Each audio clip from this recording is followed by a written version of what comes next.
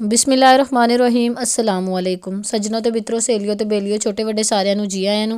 मैं हूं अनम और आप देख रहे हैं लाइफ विद अनम। जी तो मैं यूट्यूब फैमिली, कैसे हैं आप? उम्मीद करती हूं अल्लाह पाक के फजलो करम से सब ठीक होंगे। आज मैं आपके लिए लेके आई हूं एक बड़ी मज़ेदार सी चिकन देगी कौरमा की रेसिपी। तो मोस्टली लोग कहते हैं कि मेहमान अचानक से आ जाते हैं तो उनके लिए जब खाना बनाएं, क्योंकि चिकन तो ज़रूर बनता है, ये तो सौगात है, ये तो ज़रूर, इसके बगैर तो खाना वैसे ही अधूरा लगता है। तो ये किस तरीके से बनाएं, आज बड़े ही आसान लफ्ज़ों में और बड़े ही आसान तरीके से जो है आपके लिए ये रेसिपी लेके आई हूँ। इंशाल्लाह ये रेसिपी आपको पसंद आने वाली है। तो चलते हैं रेसिपी की तरफ। सबसे पहले मैंने यहाँ पे खूबसूरत से 2 टमाटर ले लिए हैं बड़े साइज़ के, इनको रफली चॉप कर लिया है। और 1 गिलास ये मैंने ले ली है दही। और इसके बाद मैंने यहाँ पे लिए हैं ये ब्राउन प्याज। आप चाहें तो इनको घर में भी फ्राई कर सकते हैं या फिर बाज़ार से ये फ्राई हुए मिल जाते हैं, वो भी ले सकते हैं। अब इसको मैंने यहाँ पे ले लिया है जग ब्लेंडर और इसमें शामिल कर लेंगे और इसका एक बड़ा प्यारा सा स्मूथली सा हम पेस्ट बना लेंगे। जी तो अपनी प्यारी सी कढ़ाई मैंने रख ली है चूल्हे पे और जो पेस्ट बनाया है वो इसमें ऐड करेंगे। और 1 गिलास जो है मैंने भर के पानी का ले लिया है, उसको उसी जग में जो है ना अच्छे तरीके से फेर के वो इसमें शामिल कर लूँगी, क्योंकि जो है चीज़ें बिल्कुल ज़ाया नहीं करनी चाहिए। तो ये पानी इसमें शामिल कर लेंगे। 1 खाने का चम्मच भर के यहाँ पे मैंने ऐड इसमें किया है लहसुन अदरक का पेस्ट। 1 यहाँ पे मैंने ले ली है बड़ी इलायची। 2 मैंने यहाँ पे ली हैं छोटी इलायची, जिसे सब्ज़ इलायची भी कहते हैं। कुछ टुकड़े यहाँ पे मैंने लिए हैं दालचीनी के, ये ऐड कर देंगे।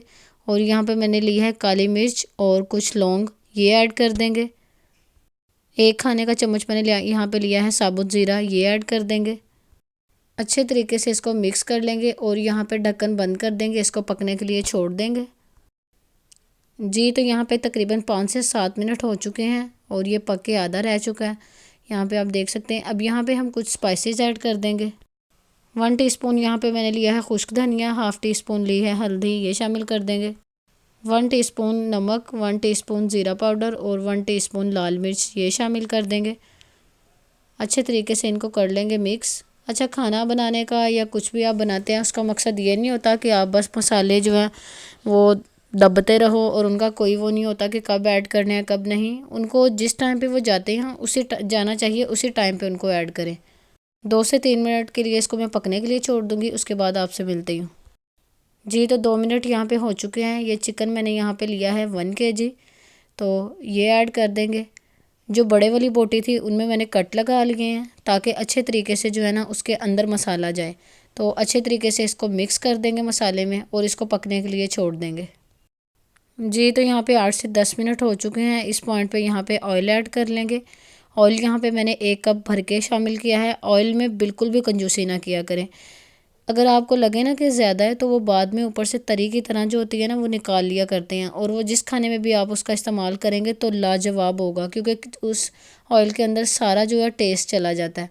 तो यहाँ पे अब हम ऑयल के साथ अच्छे तरीके से इसकी भुनाई करेंगे। अच्छा, यहाँ पे ना मैंने ये आधा कप जो है ना ये मसाला निकाल लिया था, तो उसके बाद मैंने यहाँ पे ऑयल ऐड किया है। तो जो क्लिप था ना वो मेरा डिलीट हो गया था। तो अब ऑयल के साथ जो है ना अच्छे तरीके से हमने इसकी भुनाई करनी है। और जहाँ पे आपको लगे ना कि पानी थोड़ा शामिल करना चाहिए, वहाँ पे हम वो जो मसाला मैंने निकाला है ना वो ऐड करेंगे। पानी हमने यहाँ पे बिल्कुल नहीं फ़िलहाल इस्तेमाल करना। अच्छे तरीके से इसकी हमने भुनाई करनी है। भुनाई में कंजूसी बिल्कुल भी नहीं करनी।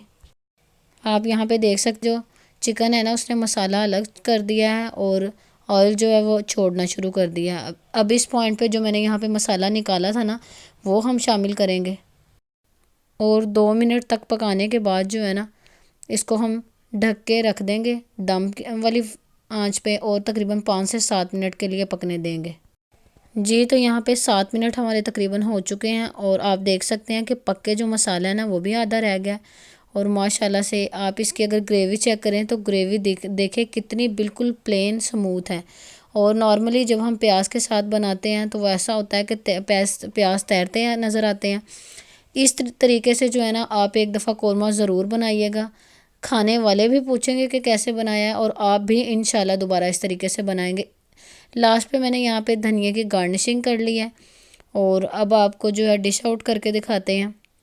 एक दफ़ा आपने इस तरीके से ज़रूर ट्राई करना है। इतना मज़ेदार माशाल्लाह ये बन के कौरमा तैयार हुआ था ना, और जो स्टार्ट पे हमने दही में इसको पकाया है ना, उससे तो लाजवाब इसका टेस्ट आता है। तो उम्मीद करती हूँ आपको मेरी आज की वीडियो अच्छी लगी होगी। वीडियो अच्छी लगी हो तो वीडियो को लाइक कीजिएगा, शेयर कीजिएगा, और अगर आप चैनल पे नए हैं तो चैनल को सब्सक्राइब कर लें, बेल आइकन को प्रेस कर लें ताकि नेक्स्ट आने वाली वीडियो का नोटिफिकेशन आपको मिल सके।